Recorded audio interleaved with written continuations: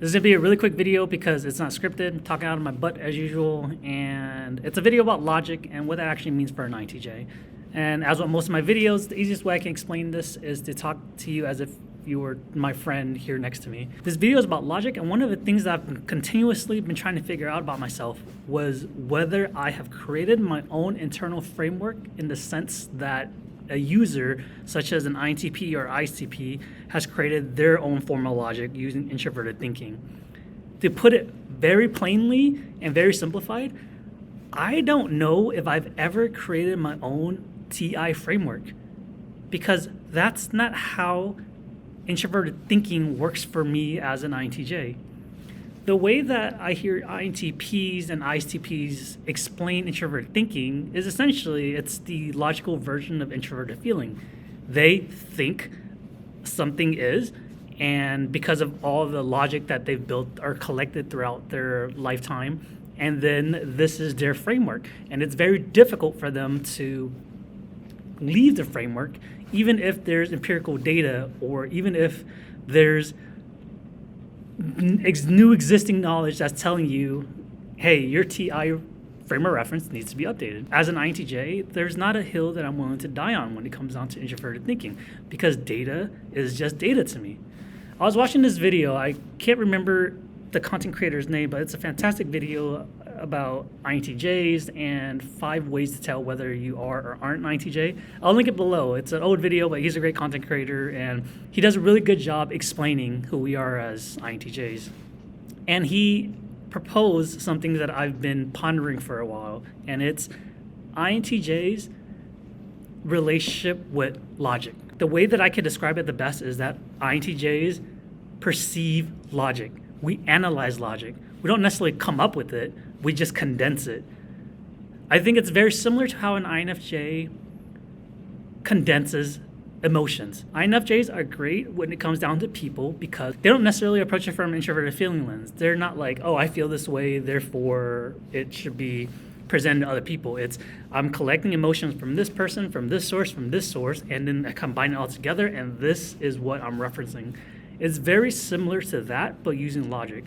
It's using extroverted thinking as efficient as possible, but different from how even an ENTJ who is extroverted thinking dominant uses it. Because even when you talk to an ENTJ who has extroverted thinking as their dominant, their first of their 4 function in their top 4 function stack, ENTJs typically have their own framework of introverted thinking logic that they work off of, and which is different from introverted feeling, because again, introverted feeling is more feeling based, but ENTJs, they are good at creating their own framework. I don't think they're the best at it, but you see it happening. But as an INTJ myself, I don't know whether I actually create one, because I don't think I'm confident enough to say that it came from me. The relationship between NI and TE, introverted intuition and extroverted thinking, the way that I'm perceiving this is that NI sees so many different facets of logic, and one of the ways that I can explain it is someone in a video, I can't remember exactly what video, they said that there's no such thing as coincidence. That doesn't make sense to me, because he said that when you trace everything back, you can analyze and explain why things happened. But that's not what a coincidence is. A coincidence, like in hindsight, everything is 20/20. In hindsight, there is no coincidence, because in hindsight, you could look at everything and see how it arrives to its conclusion. But in the moment, that's a completely different perspective, and that perspective in itself allows for randomness or for something to happen that wasn't planned. So to say that there's no such thing as coincidence is only true if we look at it from hindsight. Hindsight is 20/20.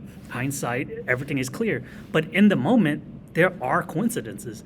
And it's similar to that fashion. It's that if we were to look at logic from different perspectives, certain logics are true and certain logics aren't true. So as an INTJ who uses introverted intuition primarily and extroverted thinking primarily, I cannot consciously ignore different data sources that's telling me something completely different, even though I want to believe that a certain data source is correct.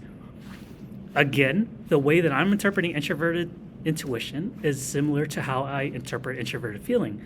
It's that there is this connection between myself and the data itself. Introverted feeling for an INTJ makes us human. It grounds us. Without introverted feeling for an INTJ, we wouldn't be human. We would be everything and anything all at once. But introverted feeling keeps us together. But anyways, going stray far from the topic. I don't want to make this video too long, but I think context matters. I'm in a class and there's an INTP classmate of mine.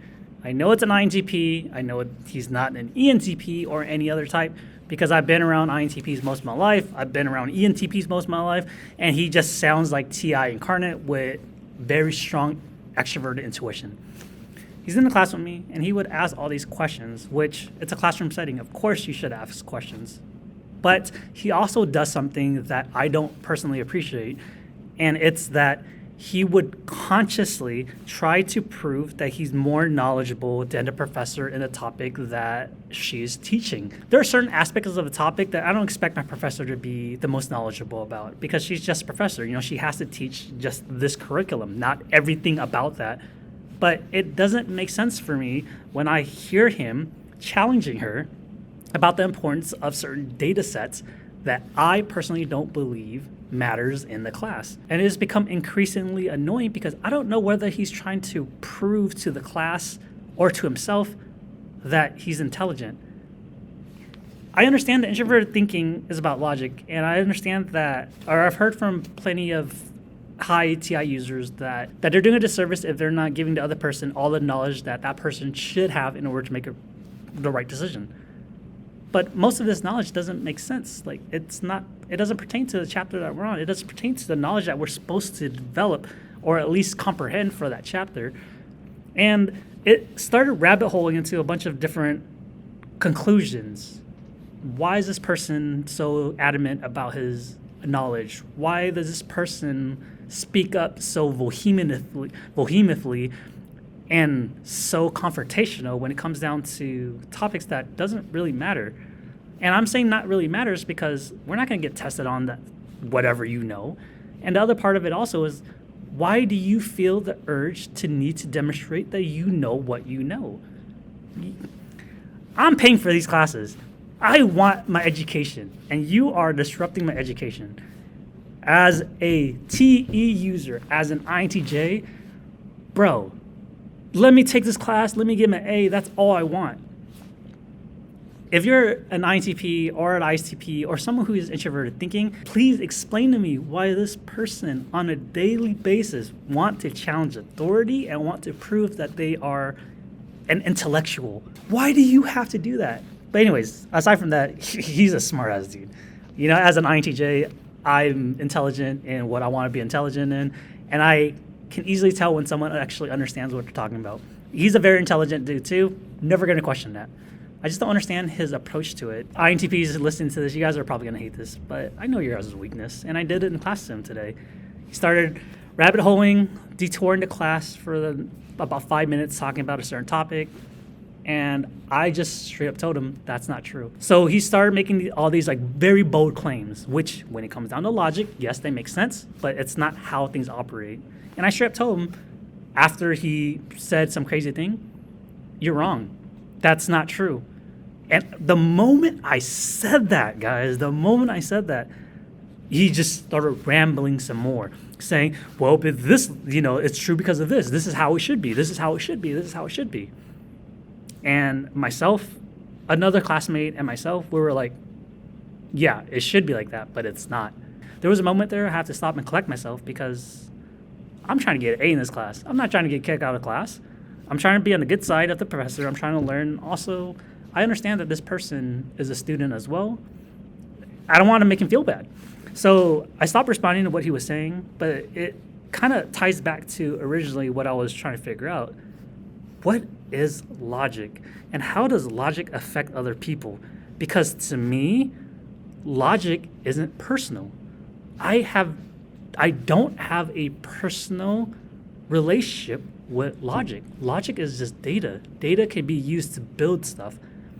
I analyze logic.